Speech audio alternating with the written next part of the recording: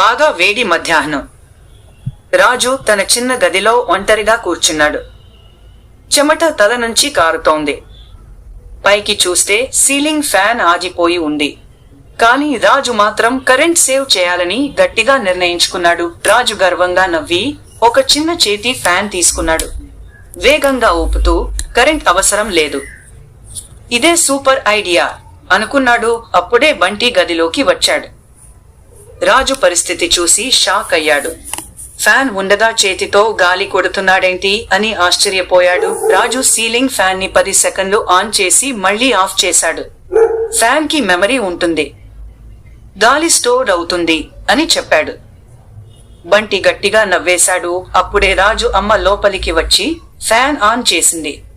బాగా తెలివిగా ఉండటం మంచిదే, కాని ఎక్కువ తెలివి అలసట తెస్తుంది అని నవ్వుతూ చెప్పింది.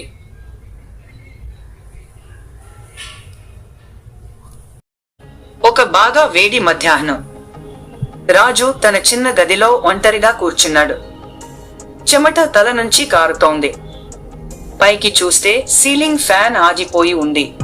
కానీ రాజు మాత్రం కరెంట్ సేవ్ చేయాలని గట్టిగా నిర్ణయించుకున్నాడు. రాజు గర్వంగా నవ్వి ఒక చిన్న చేతి ఫ్యాన్ తీసుకున్నాడు. వేగంగా ఊపుతూ, కరెంట్ అవసరం లేదు, ఇదే సూపర్ ఐడియా అనుకున్నాడు. అప్పుడే బంటి గదిలోకి వచ్చాడు. రాజు పరిస్థితి చూసి షాక్ అయ్యాడు. ఫ్యాన్ ఉండగా చేతితో గాలి కొడుతున్నాడేంటి అని ఆశ్చర్యపోయాడు. రాజు సీలింగ్ ఫ్యాన్ ని 10 సెకండ్లు ఆన్ చేసి మళ్లీ ఆఫ్ చేశాడు. ఫ్యాన్ కి మెమరీ ఉంటుంది, గాలి స్టోర్ అవుతుంది అని చెప్పాడు. బంటి గట్టిగా నవ్వేశాడు. అప్పుడే రాజు అమ్మ లోపలికి వచ్చి ఫ్యాన్ ఆన్ చేసింది. బాగా తెలివిగా ఉండటం మంచిదే, కాని ఎక్కువ తెలివి అలసట తెస్తుంది అని నవ్వుతూ చెప్పింది.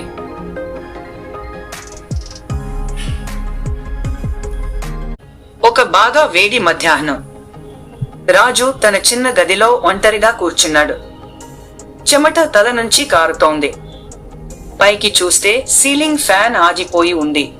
కానీ రాజు మాత్రం కరెంట్ సేవ్ చేయాలని గట్టిగా నిర్ణయించుకున్నాడు. రాజు గర్వంగా నవ్వి ఒక చిన్న చేతి ఫ్యాన్ తీసుకున్నాడు.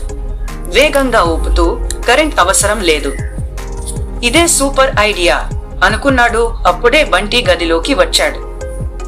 రాజు పరిస్థితి చూసి షాక్ అయ్యాడు. ఫ్యాన్ ఉండగా చేతితో గాలి కొడుతున్నాడేంటి అని ఆశ్చర్యపోయాడు. రాజు సీలింగ్ ఫ్యాన్ ని 10 సెకండ్లు ఆన్ చేసి మళ్లీ ఆఫ్ చేశాడు. ఫ్యాన్ కి మెమరీ ఉంటుంది, గాలి స్టోర్ అవుతుంది అని చెప్పాడు. బంటి గట్టిగా నవ్వేశాడు. అప్పుడే రాజు అమ్మ లోపలికి వచ్చి